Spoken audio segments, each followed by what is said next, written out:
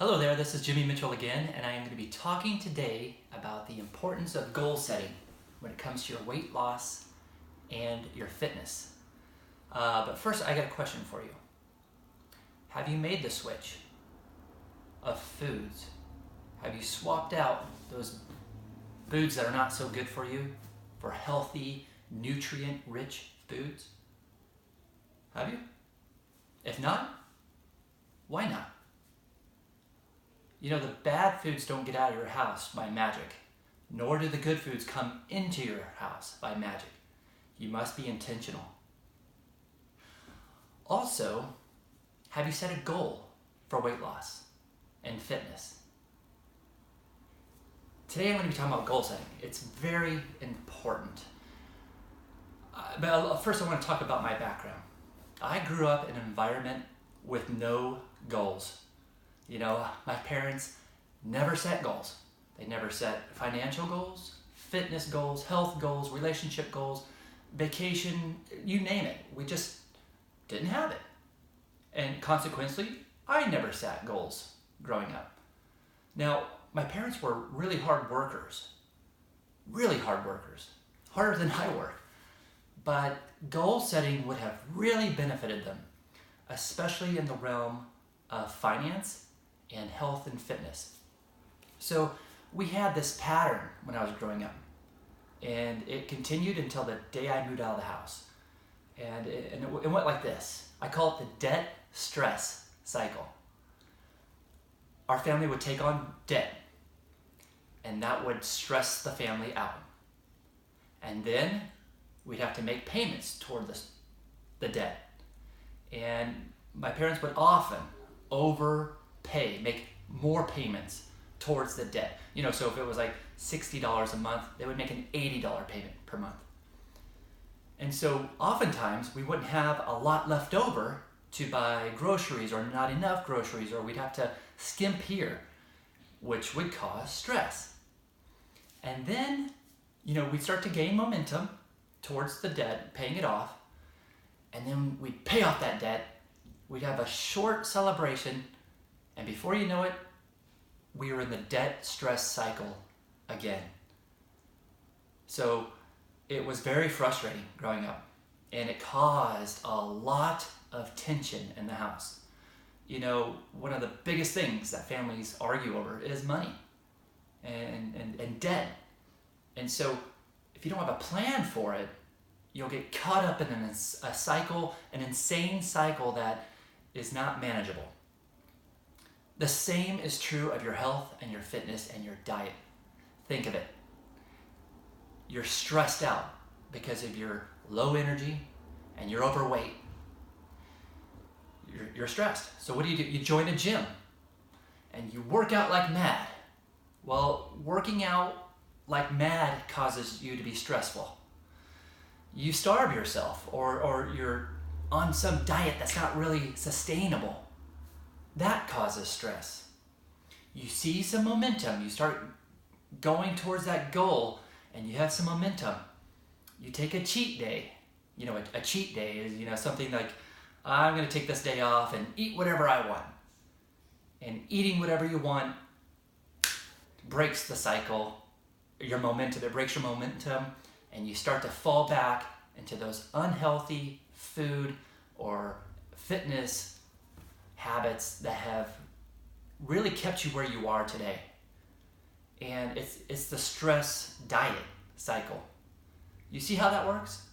But you notice in both cycles, where we're talking about financial or we're talking about diet and exercise, stress is a huge part of that.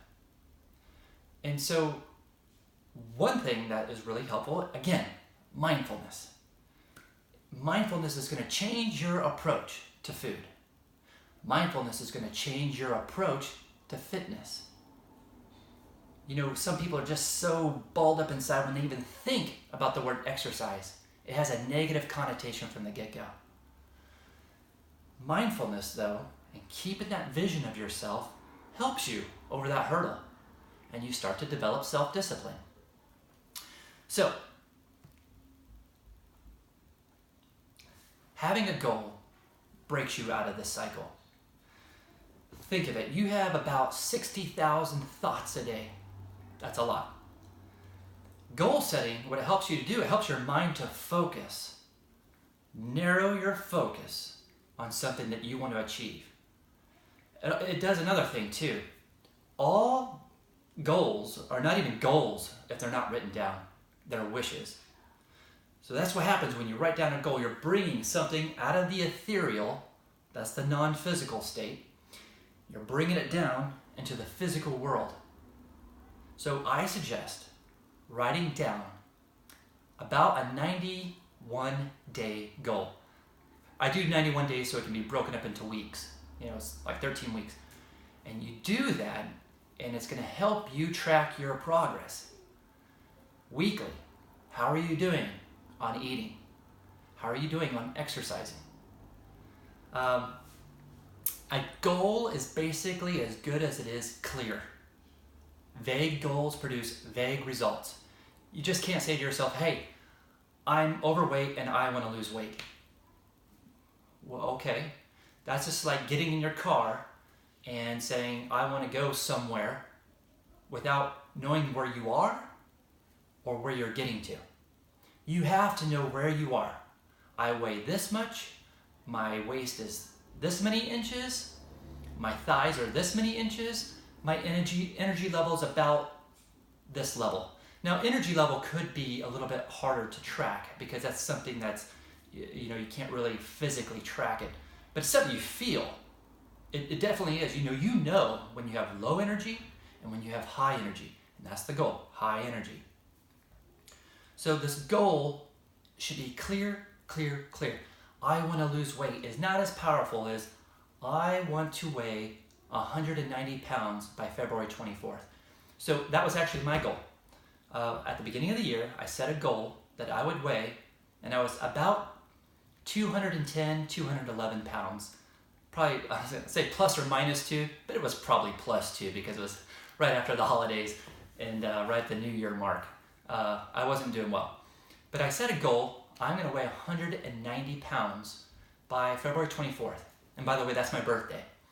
So I had to revisit this goal because, as you know, I told you in video 2, I lost 23 pounds in 28 days. Without calorie counting, without starving myself, with no gimmicks, no diet pills. It's just pure discipline and exercise. So I got there, I had to readjust my goal. So now I put my goal at 180 pounds by February 24th. And I'm 5 pounds from that right now. I'm 185, so I have no doubt I'm gonna reach my goal. And I'm not really set on that number, 180, because I am lifting weights. This is something I've always been resistant to. I've been resistant to lifting weights. I loved cardio. I love playing ultimate frisbee. But now I'm lifting weights, so I am adding on muscle. Muscle does weigh more than fat. So, if I don't make exactly 180, am I gonna be sad? Not at all. I like the trend right now that's happening to me. I see my abs now. I'm starting to develop muscle. My energy level is up all day long, and I'm eating really good foods. And these good foods make me happy, and they're gonna make you happy too. Nutrient-rich, organic, or whole foods. It's gonna make you happy. Having an exercise routine, it's gonna make you happy. So the goals, which I recommend breaking it down into a weekly. What are you gonna eat throughout the week? What are you gonna eat on the weekend? Weekends, I'm sure you'll notice, people are more lenient on themselves because, they're off typically. While they're at work, they seem to be more disciplined. So they do really well on their goals as far as eating well, losing weight. But then the weekend comes, and then they drink more than usual, they eat more than usual, and they exercise less than usual. That's a bad and dangerous combination. So you should be consistent as possible. Make your weekly goals. And I just suggest that you make your goals as consistent as possible. Throughout the same you do what's on the weekend that you do throughout the week. I do not recommend a cheat day. A lot of people will say, okay, I went 6 days and I was really good. Now it's the 7th day and I'm just gonna cheat. Well, it really depends how you cheat. But in my experience, the cheating day typically throws people back into the same pattern, that insane pattern that they were caught up in to begin with. So you don't want that. Remember, we're trying to establish a lifestyle, which is 91 days, that's the target. When you're doing something for 91 days, it starts to become a lifestyle. When you're exercising throughout the week and on the weekends, that starts to become a lifestyle. And this is what you want. You know, I understand cheat days, and it's a fleeting feeling. It feels good for a little bit, and then it goes away. And then you feel guilty, and you feel like crap again because your energy has plummeted. Consistency. It's something, a diet should be something that is consistent. I recommend that you visit your goals often, and that you have it in your house, like posted in your house, your office if necessary, even if it's you pull out your drawer and you visit your card that you've written down your goals on. Even in your car. The reason why is the more you visit your goals, the more real it becomes to your subconscious mind. And you additionally, and I'm going to be talking about this in another video entirely, you can do creative visualization. Again, you're seeing yourself as already having achieved that goal. You see yourself looking lean. You feel yourself with the high energy, the clear mind. And this is going to do a lot to propel you toward your progress. It's going to take away the tension that you could have toward eating a certain way or exercising. Again, a lot of people have a negative association with exercising. Oh man, I'm going to get so sweaty, I'm going to be so sore. And you're sore because you're not used to doing that activity. You keep doing the activity, you'll become less and less sore. You keep eating those whole foods, and you'll become less and less sore because your inflammation in your body will decrease. It's a magical thing, friends. This is what you want. Long, sustained,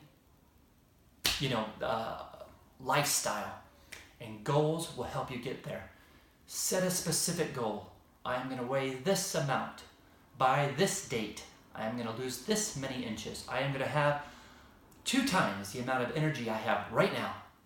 What's it look like for you? What do you want? How do you want to feel?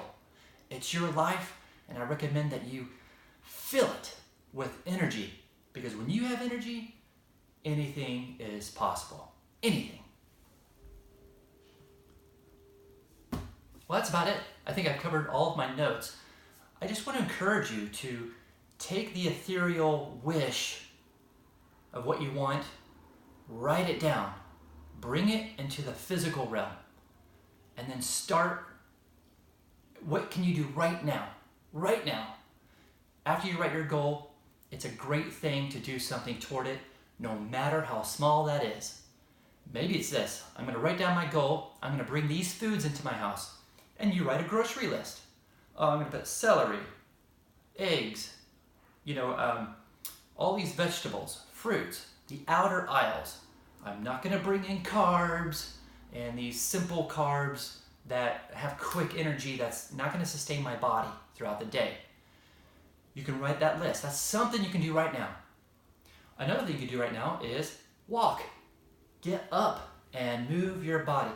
As a matter of fact, I'm happy to announce, since my last video, I've gotten the top screw out of my foot, and I can now stand, and I'm starting to walk without crutches. Yay! So I'm really happy about that. And I know as I'm walking, I'm going to start being able to, I'm not going to get ahead of myself, but I won't have to modify so much when I exercise. But it's going well for me. I encourage you to get on board. My specific approach was intermittent fasting and basically a paleo diet. It's called ketogenic. High fats, moderate amount of proteins, low carbs. So if you have any questions, ask me. I'd be happy to answer your questions. Please subscribe. Send this email to someone who could hear it. I had a friend of mine on Facebook. He sent it to a bunch of his buddies and said, hey, this guy Jimmy Mitchell, you can trust him. And you can. Trust me.